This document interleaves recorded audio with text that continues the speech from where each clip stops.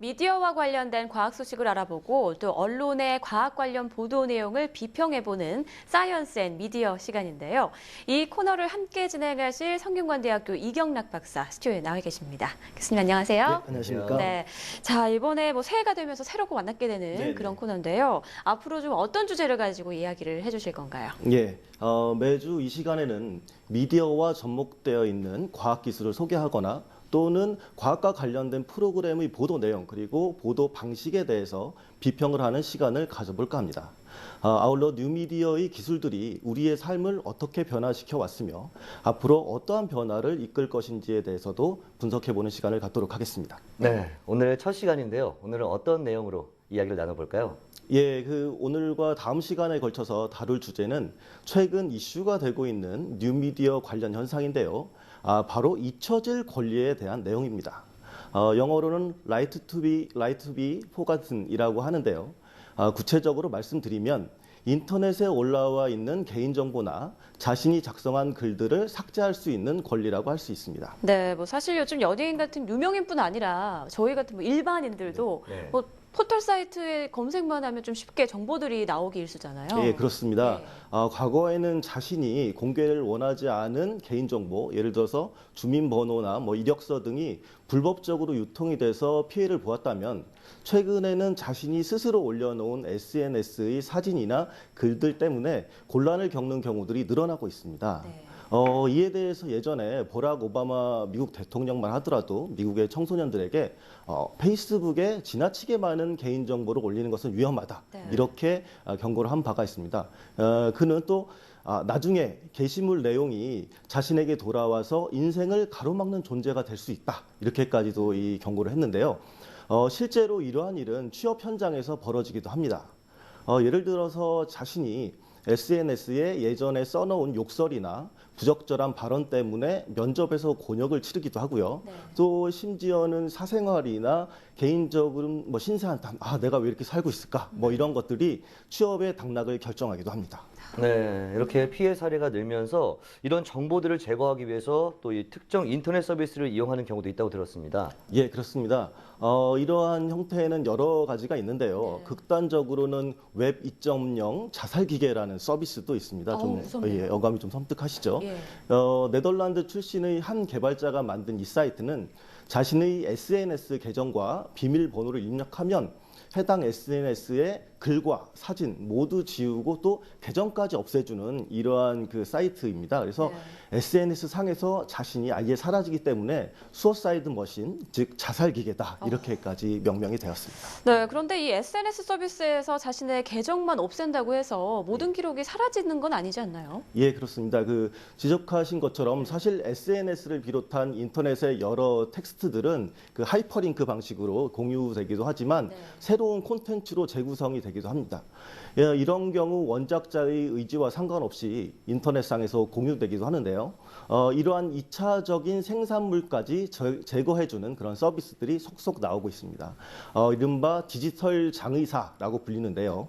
일본의 경우에 고객이 사망을 하면 계약에 따라서 그 사람이 하드디스크나 스마트폰과 같은 그런 저장 데이터들 있죠. 네. 그런 것들의 데이터를 지우거나 혹은 접속 기록, SNS 상에서의 기록 등을 또 삭제를 하고 만약에 상속 의사를 표시한 경우에는 유가족들에게 백업 파일로 전달하는 그런 서비스를 시행하고 있습니다.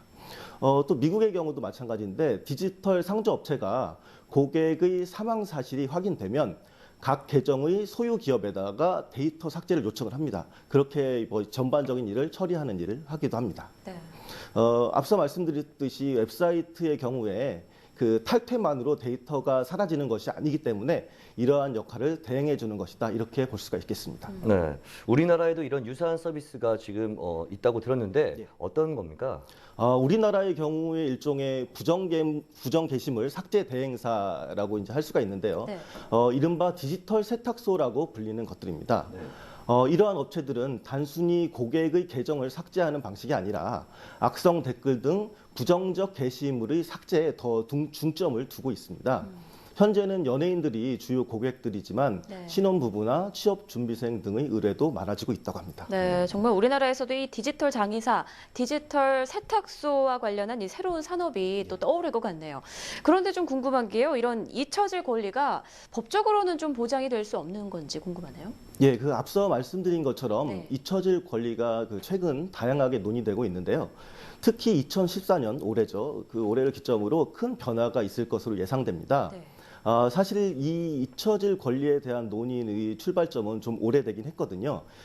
세계적으로 인터넷이 막 확산됐던 초기에 유럽연합, 즉 EU죠. EU에서 이른바 데이터 보호 지침의 개정 작업을 통해서 시작이 되었습니다. 그래서 이미 1995년에 EU는 이른바 법 규정보다 조금 낮은 수준인데 그 지침 혹은 준칙이라고 번역되는 그 수준에서 네. 개인정보의 삭제 요구권 등을 구체적으로 제시하기도 했습니다. 이후에 이러한 논의들이 발전하면서 지난 2012년 1월 25일에 EU 집행위원회가 잊혀질 권리를 명문화하는 내용의 정보보호법 개정안을 확정하기도 했습니다. 이 개정안은 기존의 이게 지침 수준이 아니라 개인과 법인을 포함한 전체 회원국에 직접 적용시키는 최고 수준의 규범인 규정 수준으로 격상이 되었습니다.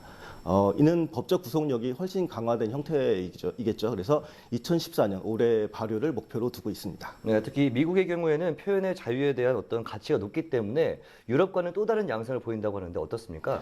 예, 미국의 경우에 이 잊혀질 권리에 대해서 좀 소극적인 편인데요. 방금 지적을 하신 대로 네. 미국은 수정헌법 1조에서 표현의 자유를 폭넓게 보장을 하고 있는 데다가 또 이러한 법률들, 잊혀질 권리에 대한 법률들이 통과가 되면 자국의 기업인 구글이나 페이스북 등이 소송을 당할 우려가 있거든요. 그렇기 때문에 잊혀질 권리에 대해서 좀 적극적이지가 않습니다. 다만 두나 트랙이라고 하는 나를 쫓지 마라 하는 식의 그런 조항이 있는데요. 미국의 연방거래위원회는 2012년에 프라이버시 보호에 관한 권고안 보고서를 작성을 했거든요. 근데 네. 그 보고서에 따르면 인터넷상에서 방대한 양의 개인정보를 자신도 모르게 노출하고 있는 인터넷 이용자들의 프라이버시를 보호하는 데 목적을 두고 있고 그래서 두나 트랙이라는 조항을 명시를 하고 있습니다. 그렇지만 아직 그 EU처럼 정식 법률로는 제정되지 않았습니다. 역시 뉴미디어가 발달하면서 이 사생활 침해라는 건 좀 어쩔 수 없이 생기는 것 같은데 이 법안과 관련된 논란도 상당히 뜨거울 것 같고요. 우리나라의 사례도 궁금합니다. 이 부분에 관해서는 다음 시간에 네, 계속 이어서 말씀해 주시기 바랍니다. 네. 오늘 말씀 고맙습니다. 네, 감사합니다.